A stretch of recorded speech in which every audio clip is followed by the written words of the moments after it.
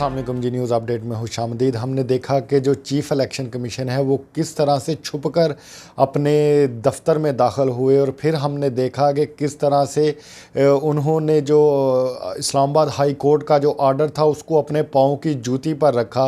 और फिर हमने देखा कि जो इमरान खान साहब हैं वो सिर्फ़ एक छोटी सी जो बात है वो कह देते हैं और उन पर फिर तौहीन अदालत लग जाती है। और फिर हमने देखा कि इमरान खान साहब पर तौहीन इलेक्शन कमीशन भी लग जाती है और उन पर केस फाइल हो जाते हैं। लेकिन इसी मुल्क में दो कानून इस वक्त चल रहे हैं। एक तो जो हमने 2-3 दिन पहले की वीडियो में मैंने आपको अर्ज़ किया था कि देखा गया कि जी जो इस्लामाबाद हाई कोर्ट ने ऑर्डर किया कि आप 31 दिसंबर को जो बल्दियाती इंतखाबात हैं वो करवाएं, लेकिन उस पर किसी के जो आप कह लें कि किसी को भी उस पर कोई फ़र्क नहीं पड़ा उस ऑर्डर से। ये बाकायदा अदालत का हुक्म था, लेकिन इस अदालत के हुक्म को इस वफाकी हुकूमत ने अपने पाँव पर रख दिया।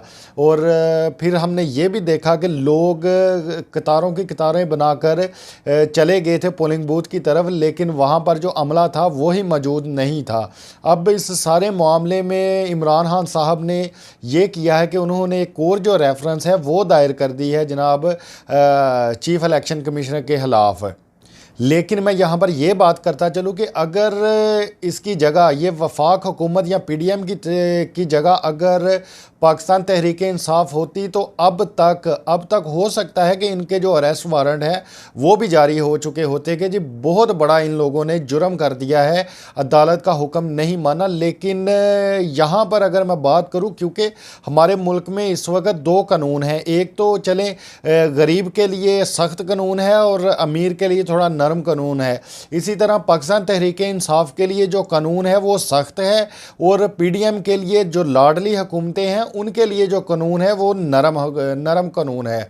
तो इसलिए अभी तक यहाँ पर कोई भी जो है वो नहीं देखने में आया कि जी किसी ने भी अब इस पर कोई बात की हो। लेकिन इमरान खान साहब फ्रंट लाइन पर खड़े हैं और वो बार बार ये चीज़ें हाईलाइट कर रहे हैं, इसीलिए अब उन्होंने इस पर जो रेफरेंस है वो दायर करने का जो पूरी जो उनकी जो कानूनी कार्रवाई थी वो उन्होंने मुकम्मल कर ली हुई है। लेकिन जो चीफ़ इलेक्शन कमीशन है उसके इस वक्त हवास उड़े हुए हैं कि जी ये क्या हो गया। अब इससे पहले भी जो ये बल्दियाती इंतखाब हुए थे, पंजाब में हुए थे, तो यहाँ पर भी इन लोगों ने चुन कर जो थे वो अपनी जो हलके थे वो चुने थे और फिर वहाँ पर इलेक्शंस करवाए गए और उसमें भी इनको जो बुरी तरह से मार थी वो पड़ी थी। और अब ये वफाक में इलेक्शन से भाग क्यों रहे हैं? देखें, मैं पहले भी ये बात आपको बता चुका हूँ कि यहाँ पर जो मामला है वो है क्या। यहाँ पर मामला ये है कि जी इनको बंदे नहीं मिल रहे जो इनके टिकट्स लें और फिर इलेक्शन लड़े, क्योंकि जो भी अब बंदा है जो अगर कोई सियासत में है तो वो इस चीज़ को जानता है कि इनका टिकट लेने का यही मतलब है कि सिर्फ जूते ही खाने हैं। तो अब इसलिए ये वहाँ पर इलेक्शन डिले कर रहे थे। हालांकि इनको इतना खौफ होना तो नहीं चाहिए था, क्योंकि ये जनरल इलेक्शन तो नहीं थे। इन इलेक्शन से अगर ये इलेक्शन हार भी जाते, इनकी हुकूमत तो जाने वाली नहीं थी, लेकिन फिर भी देखें असर तो पड़ता है।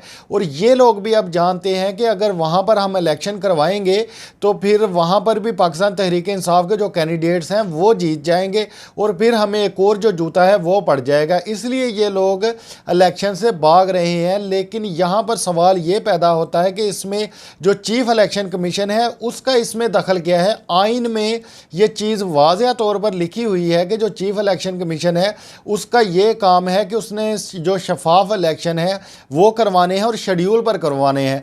चले शफाफ को भी एक साइड पर रख दें, कम से कम आप इलेक्शन तो करवाएं।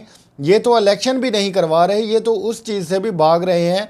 और अब तो इमरान खान साहब ये बात वाज़ेह तौर पर कर चुके हैं कि जो चीफ़ इलेक्शन कमीशन है ये PDM जो है ये उसी का हिस्सा है। बस एक इन्होंने ये नाम दिया हुआ है इसको इलेक्शन कमीशन का, लेकिन ये जितने भी काम हैं ये सारे के सारे वही कर रहा है बंदा जो PDM के हक़ में है। इसलिए अब खान साहब ने इस पर भी अदालत में जाने का फ़ैसला कर लिया है, क्योंकि एक अदालत ही है जिस पर आखिरी उम्मीद है। इससे पहले इनको यही था कि हो सकता है अदालत जो है वो इलेक्शंस के मामले में नहीं बोलेगी, लेकिन ये हुक्म भी आ गया और फिर इस हुक्म पर जो चीफ़ इलेक्शन कमीशन या राना सनाउल्लाह हैं इन्होंने ये बात कह दी कि जी हम तो 4-6 माह तक इलेक्शन करवा ही नहीं सकते। हालांकि करोड़ों रुपया, तकरीबन जो 5-6 करोड़ रुपया था वो इस सारे मामले में ये खर्च हो चुका था अब तक। और ये जो 31 दिसंबर की तारीख थी, ये आप याद रखिए, ये चीफ इलेक्शन कमीशन ने खुद ये तारीख दी थी इंतखाबात के लिए। लेकिन बात वही है, जब इनको ऊपर से फिर आर्डर नहीं आया तो फिर इससे भी पीछे हट गए। लेकिन अब देखें, ये जितना मर्जी भाग लें, इनको अवाम में आना तो है। अब आज नहीं तो कल ये अवाम के हत्थे तो ज़रूर चढ़ेंगे और फिर अवाम इनसे अपने जो इन लोगों ने ये मजालम इस वक्त ढाए हुए हैं, अवाम फिर इसका ये इनसे गिन गिन के बदला लेगी इंतखाबात की वोट की सूरत में। आपकी इस बारे में क्या राय है? आप अपनी राय से हमें ज़रूर आगाह कीजिएगा। आपसे मुलाकात होगी इंशाअल्लाह ताला अगली वीडियो में। तब तक के लिए अल्लाह हाफिज़।